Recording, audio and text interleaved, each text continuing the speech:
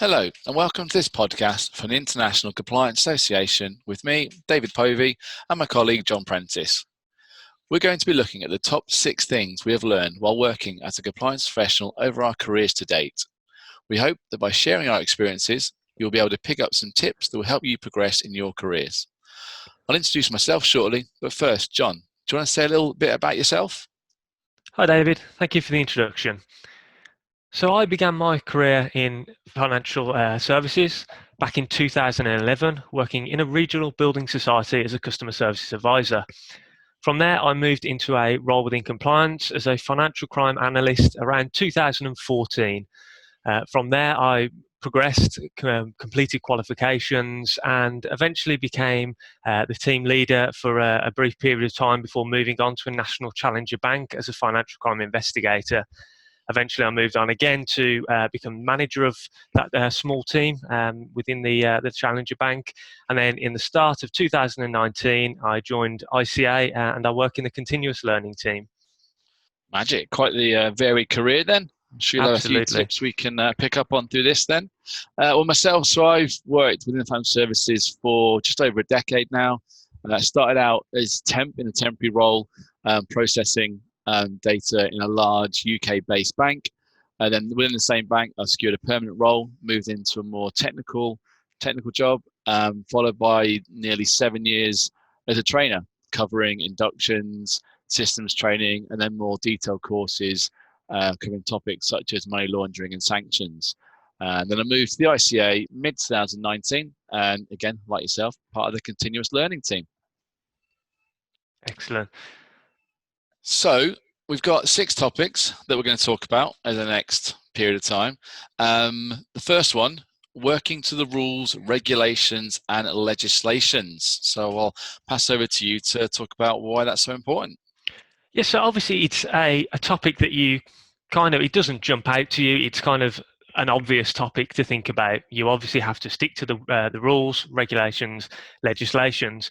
But something I found that really helped me to progress and to kind of learn and understand financial crime and all the topics that are included within that umbrella of financial crime is kind of getting an understanding of the rules, regulations, and legislations. And what I mean by that is not just knowing that there's a rule in place and you have to abide by it, but understanding why that rule is in place, why we have these rules, why we have these regulations, why legislation is in place. And once you kind of delve into the why aspect, it not only gives you a better understanding of the topic itself, but it also kind of opens your eyes as to the bigger picture, as to why you're doing what you're doing, why you are having to stick to these rules, why you have to have certain processes and procedures in place. And now, obviously, you cannot go out and learn every single rule, regulation, legislation, know the whole backstory to everything. But if you specialize in a certain area, if you focus on a certain area, or if you have a special interest topic, maybe it's worth going to look a bit further into those rules, regulations, legislations, looking as to why we have them, asking people within the team who maybe specialize in those certain areas, why do we have these rules in place? Why is this regulation here? And why have we decided to do this process and procedure as a result of it? And I found personally that when I kind of understood why we've got the rules there, why we've done things the way we do them, it kind of made not only my job easier because you understand more so why you're doing things, but it also made my kind of knowledge and insight of the whole financial crime environment a lot broader, and it gave me a lot more breadth in my knowledge. What are your thoughts, Dave? I think that's absolutely it. It's the why, and if I'd done a word count of how many times you said why there, I'd be a rich man. But that is it. It's understanding why, because it's all well and good seeing a bit of paper with some rules on it, but when you can attribute it to what it means to you, and we'll talk later about the consequences of things not going so well. It is that why and kind of buying into it. So absolutely, yeah, by all means, good to be able to see what the rules are, but understand that why and what it means to you. Definitely. So shall we move on to topic number 2 now, which is attention to detail? Dave, why don't you give us a shout on this? Yeah, it's an interesting one, and it's something that would apply to any role, any job. And we will come back to it later on about the consequences. But attention to detail is so important within the world of compliance. The slightest thing wrong, and it could be with legislation, it could be with looking at a customer's transactions, it could be just as simple as your own audit trail. Attention to detail is key. You need to make sure that our rules, processes are robust, and that could be from ourselves following them, but also senior management setting them. If those rules aren't set right in the first place, how can we expect colleagues to follow them further down the chain? And it's important to think that one mistake, one missed detail can be costly for both the individual and the business. So that attention to detail is really crucial. And if you're not sure, ask. We'll come on to that later on, but right now, attention to detail is key. Anything to throw into that, John? Yeah, definitely. I agree with the fact that it's something that you can kind of spread across your role within compliance, because it does go down to, you need attention to detail when you're spotting unusual transactions for a customer. So if you're part of a monitoring team or sanction screening team, you need to be able to spot little tiny anomalies that may flag up a much bigger problem. And like you say, it goes all the way to the top end when you're setting the procedures, processes and rules. You have to make sure that they cover the what the regulator has said and what they want covered. A good example, when I was working in a building society, I was tasked with conducting a gap analysis for the fourth money laundering directive. And this kind of really opened my eyes to that attention to detail, because you have to understand what you're being asked to do and make sure that your processes and procedures follow that pretty much to the word. Because if you interpret that wrong, if you miss a slight detail and your processes and procedures are not what they should be, are not following the guidelines, then obviously there can be serious consequences. So yeah, attention to detail for me is such an important factor for anybody working in the compliance space. Yeah, I agree. Yeah, it's massive. It's massive. So that's good. So that's two of our topics then. The third one is the importance of training, and I'm gonna keep going on this one myself, because it's an area I've got some experience in. And I think when you think about training, you think about your mandatory, your standards, whether it's whatever it's called, the acronym, whether it's mandatory or compulsory, whatever it is. We always look at that and go, oh, I have to do it. I have to sit and read, or I have to sit and watch, or I have to go and find out this information. But mandatory training is so key. We need to stop thinking about it as being a tick box exercise and just something they have to do each week or month or twice a year, whatever it is in different organizations. It's vitally important, because if you don't complete it and we're not sure about what we're supposed to be doing or why we're doing it, then we come on to our consequence, which again we'll hit on at the end of it all. But training isn't just that mandatory bit, it's about your own personal development as well. And I'm a massive advocate of, either within a work or outside of work, learning new things, challenging yourself. Within a company, you could shadow somebody, you could just ask about different roles, you can ask about different processes, or externally, we can do, or again, the ICA. We have a whole host of qualifications, and I've got many former colleagues that have done qualifications from the ICA within their own organization and have used that to progress on through their career. Myself, I was in a particular role, and I did our diploma in compliance, and that showed me more areas to learn and develop, and actually use some of those case studies when I was delivering training further down the line. So importance of training, it's about yourself developing, also understanding what your business wants you to do, but again, looking for that further career progression as well. John, have you gone through any kind of training processes that have benefited you before? Yeah, I think just like you mentioned, training is such a key element if you want to progress within the world of compliance. Like yourself, I've undertaken qualifications with the ICA. I've done both the certificate and diploma in financial crime prevention, but it's also about, like you said, internally speaking to learning and development teams within your organization, speaking to your manager and seeing if there's any kind of training courses you can go on. I've undertaken internal management training programs and things like that. And it's just those little things, always looking to develop yourself, and just being able to be the best you in the role that you are doing. And like you say, doing those qualifications, those external qualifications and the internal training schemes, that really helped me to know what I was doing better in my role, and kind of open my eyes as to the broader financial crime landscape. So I cannot advocate the importance of training more. Yeah, and that's it. I think we're both, again, where we work now, it's a big deal what we do, but it's a personal thing as well. If you want to improve and develop and grow, then training is an easy thing to be able to just go and grab something, learn it, do the next thing as well. So that's good. So that's 3 of our topics. So we're halfway through. Our next topic of things we've learned as being a compliance professional is thinking outside of the box. So John, I'll throw that one to you. Yeah, thinking outside of the box. So obviously working in compliance, we have rules, we have processes, we have procedures we have to follow. But thinking outside the box is a skill that will not only help you spot things that you didn't think you'd be able to spot, and help you when conducting things like investigations, etc.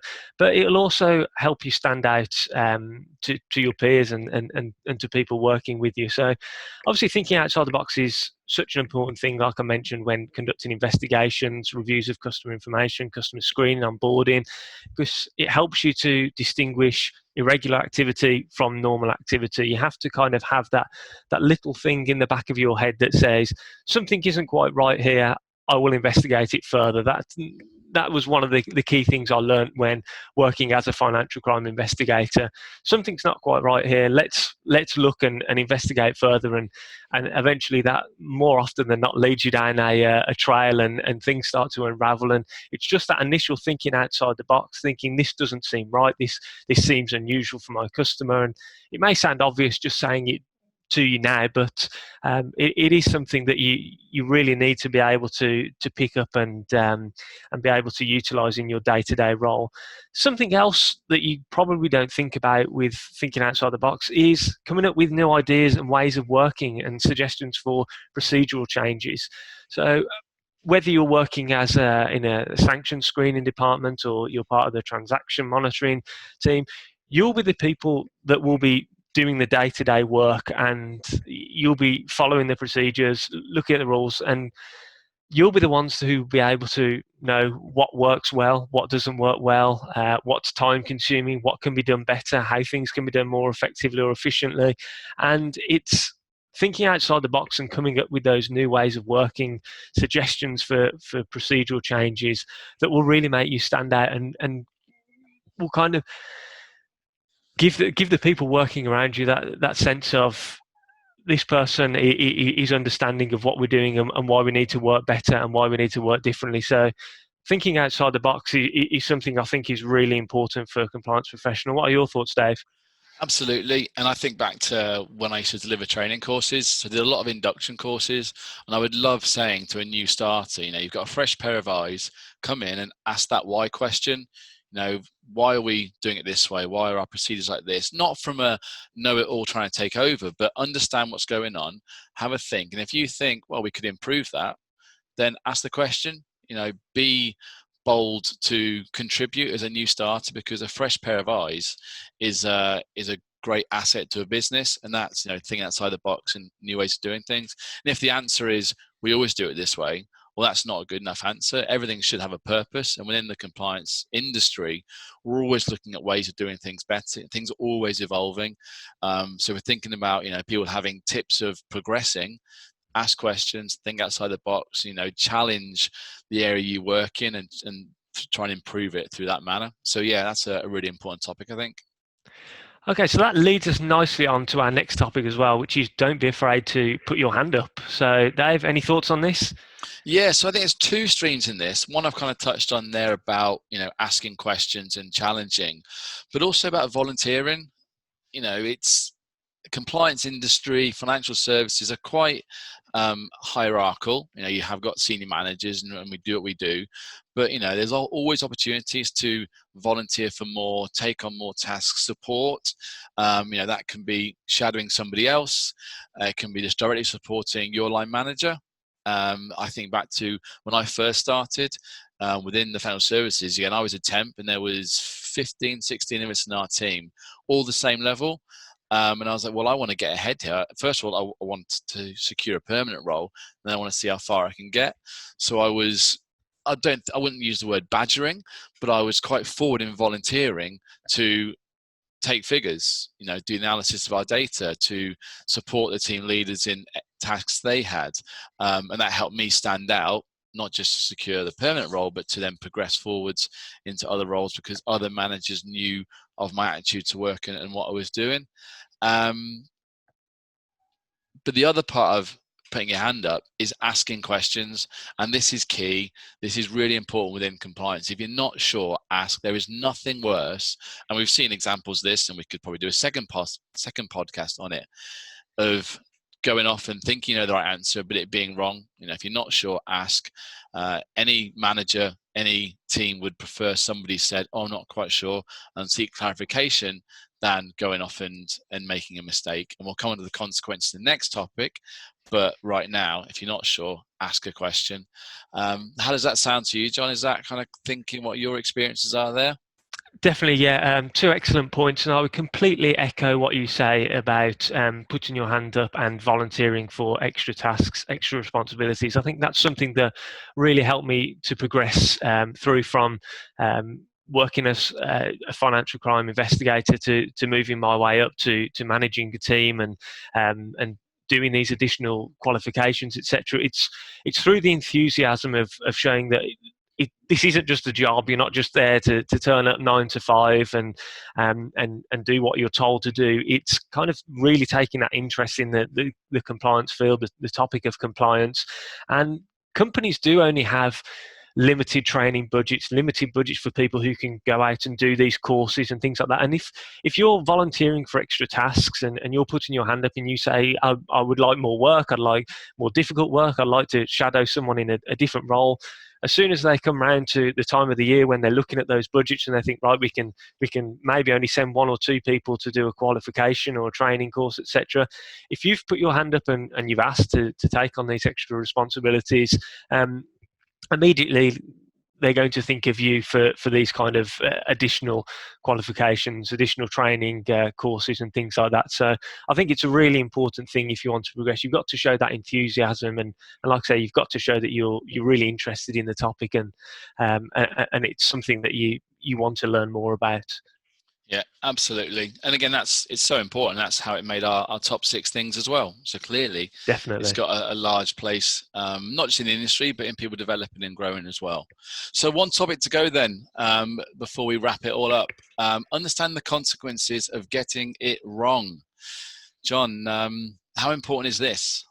Well, yeah, this kind of amalgamates all of the topics that we've talked about so far, because knowing the consequences of getting it wrong and not doing as you're supposed to is such an important thing to know. Obviously, there's consequences both on a personal level and more importantly on a business level of getting it wrong, whether that be financial, reputational, whether it hinders your progress.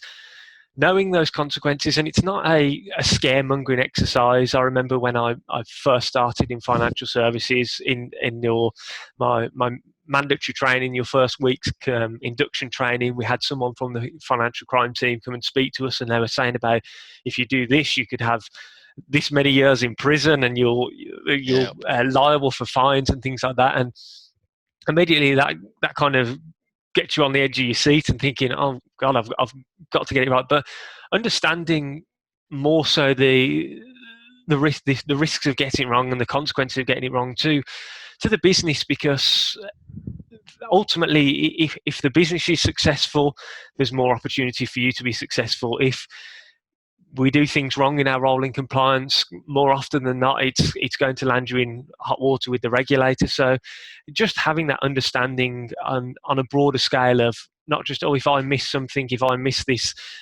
this sanctioned individual, if I submit this payment to a sanctioned country, I might get a ticking off. It's more wide scale than that. It's more widespread. It has a greater impact on even up to industry level and across the whole of the UK or whichever jurisdiction you're in. So understanding those consequences, knowing, again, it leads back to our initial point, knowing why you're following those rules, regulations, legislations, and ensuring that you remain compliant at all times, and know what the consequences will be, both for you, like I say, progression wise, and the business of getting it wrong. Dave, what are your thoughts? I think you're spot on there, and I'm just going to throw a third element in. We've talked about you as an individual, talked about the industry, but it's the wider population as well. You talked about not over egging the fact that we as professionals can go to prison. That's a consequence of breaching. We look wider than that, and the consequence for society are terror attacks taking place. Drug dealers moving more drugs and money around the country, and those kind of consequences there. So we've got a real responsibility within the compliance industry to not just protect ourselves and our jobs and our colleagues, but also the wider population as well. And I think back to when I used to do training again, and I would always harp on about that, about this potential to impact on society and the population as a whole. So it sounds serious, and it's trying to be quite a light-hearted talk about these things we've learned. But ultimately, if we can do all these things well, we can protect the population, which I think is quite a key point to kind of take away. That's an excellent point, Dave. Yeah. So we've covered our 6 topics. So what next, Dave? Having listened to this, what can we do now going forward?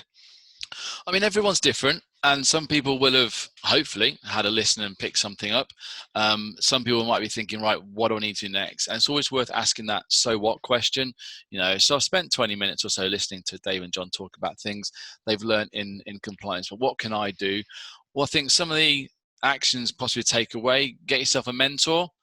Find somebody either in your direct team or wider business area or a whole different area. When I worked within a financial institution, I got a mentor in a completely different business unit altogether, and that helped me to see what other parts of the business were and how they operated. So get yourself a mentor. Keep your own development up to date. So keep your own reading, knowledge, training, all that kind of stuff up to date, so you're aware of what's happening in the industry. Be proactive. Ask your manager, ask a senior manager for more responsibilities, ask to shadow somebody else externally from your team. Again, it's all about developing and finding out what else there is out there. You might find something that suddenly you think, great, I want to go and do that, and kind of branch off to a new way of working. And the last thing for an action going forward, think about what other training you can do, whether it's internal, great, but also externally. Like we have got a whole host of qualifications of different levels, from certificates up to diplomas and specific angles as well within all of the ICA's sort of curriculum.